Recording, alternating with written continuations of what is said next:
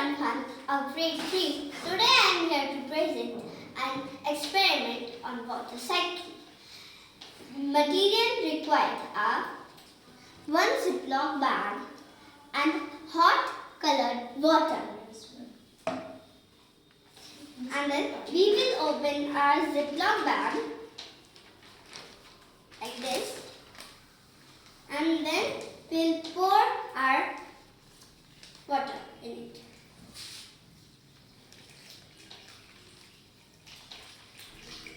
Like this.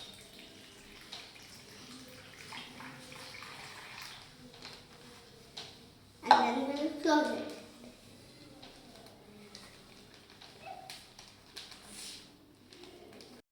Take it on the direct sunlight. Like this.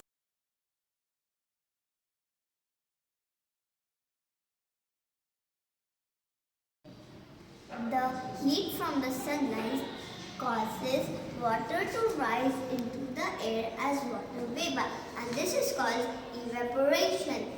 When the air cannot hold much water for long, so you can see it form. Water droplets are collected on the bag, and this is called condensation.